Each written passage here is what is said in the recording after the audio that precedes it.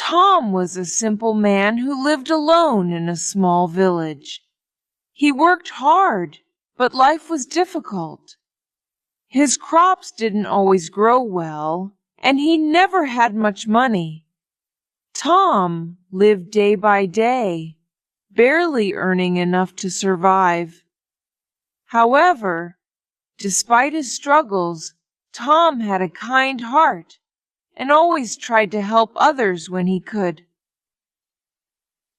One afternoon, while walking through the village, Tom saw a woman sitting on the ground with 3 young children by her side.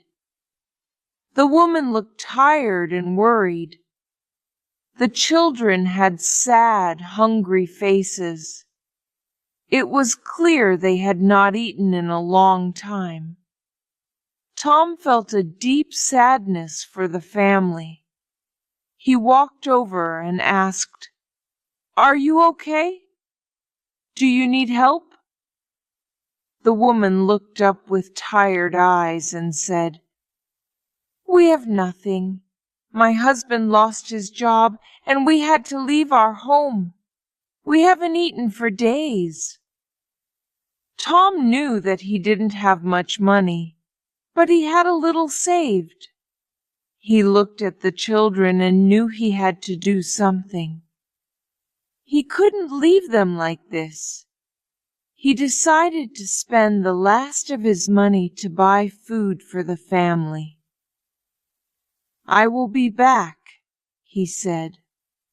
Tom went to the small market and used the last coins he had to buy bread, cheese, and a few apples. He brought the food to the family. "Here," Tom said, handing the food to the mother. "It's not much, but it will help you for today." The woman's eyes filled with tears. "Thank you. You have no idea how much this means to us." The children eagerly grabbed the food and started eating. Tom smiled, feeling happy to see them smile. Even though he had no money left, he felt good knowing he had helped someone in need. Tom returned to his simple life, but things didn't get easier for him. Without money to buy more seeds for his crops, his farm didn't do well that year. He often went to bed hungry. However, he did not regret helping the family. He felt that helping others was more important than his own comfort. The woman and her children stayed in the village for some time. They struggled to survive, but with Tom's help and the support of other kind villagers, they managed to get by. Every once in a while, Tom would see the children playing in the streets. They always smiled and waved when they saw him, and he smiled back, glad to see them doing better. One day, the eldest boy, Sam, came to Tom's house. He knocked on the door, holding a small basket with a few potatoes and carrots.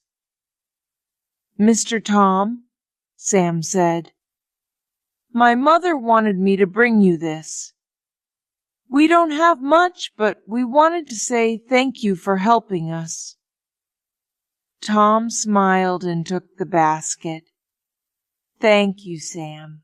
You are a good boy. Remember to always help others when you can." Sam nodded. "I will, Mr. Tom. One day I will grow up and help you like you helped us." Tom chuckled and patted Sam on the shoulder. "That's a good promise, Sam. But you don't need to worry about me." Still, life remained hard for Tom. The village faced many challenges, and money was scarce. He sometimes wondered if things would ever get better, but he never lost hope, especially when he saw Sam and his siblings working hard to help their mother. Chapter 2: The Promise. Years passed, and life in the village moved on. Sam grew up into a young man. He was smart and determined, always working hard to support his family. He often talked about wanting to leave the village and find a way to help his family have a better life. One day Sam came to Tom's house to say goodbye. "Mr. Tom," he said, "I'm leaving the village. I'm going to the city to find work. I want to become someone who can make a difference. I haven't forgotten my promise to you." Tom smiled and nodded. "You are a brave young man, Sam. I know you will do great things. But remember, you don't owe me anything. I'm proud of you for wanting to help your family." Sam shook his head. "You were the first person to help us when we had nothing. I will never forget that." With that, Sam left the village. His mother and siblings stayed behind, but they often talked about him and how hard he was working in the city. Months turned into years. Tom continued his simple life, farming and doing what little he could. He sometimes wondered how Sam was doing, but he didn't hear much news from the city. He hoped Sam was doing well, but he never expected anything in return. One day, several years later, news spread through the village. Sam was coming back. The boy who had left the village with nothing had become a doctor. He had worked hard, gone to school, and now he was successful. Everyone in the village was excited to see him return.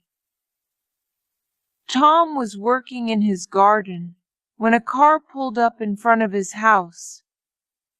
A tall, well-dressed man stepped out, and Tom didn't recognize him at first. "Mr. Tom," the man said with a smile, "do you remember me?"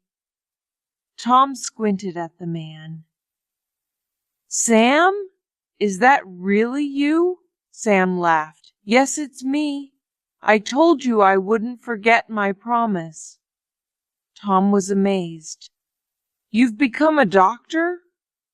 "Yes," Sam said proudly. "I worked hard, and now I've come back to help the village and to help you." Tom shook his head in disbelief. "You've done well, Sam, but you don't need to help me. I didn't help you to get anything in return." "I know," Sam said, "but I want to. You helped us when we had nothing, and now I want to make sure you have everything you need." In that moment, as they sat together on the porch, a man approached them. He wore a serious expression and held a folder in his hands. "Tom," the man said coldly, "I'm here to inform you that you've missed your payments. You have until the end of the week to vacate this property." Tom's face went pale. He had feared this day would come, but had hoped for more time. Sam looked at Tom in shock. "What's going on, Tom? Why didn't you tell me?" Tom lowered his head. I didn't want to trouble you. I've lost my crops this year. I couldn't keep up with the payments. Now they're taking the house. Sam stood up, his expression serious. No, they're not. Without hesitation, Sam turned to the man. How much does Tom owe? The man gave the amount, and Sam didn't flinch. I'll pay it right now, and I'll buy the house. Tom will never have to worry about this again. The man, surprised but not questioning, nodded and agreed to the sale. Sam completed the transaction on the spot, buying the house and ensuring that Tom would never lose his home. After the man left, Sam handed Tom the deed to the house. This house is yours, Tom. You never have to worry about losing it again. Tom was speechless. Tears welled up in his eyes as he looked at Sam.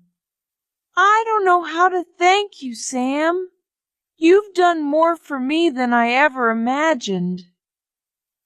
Sam smiled softly. You helped me when you had nothing, Tom. Now it's my turn. This is my way of saying thank you.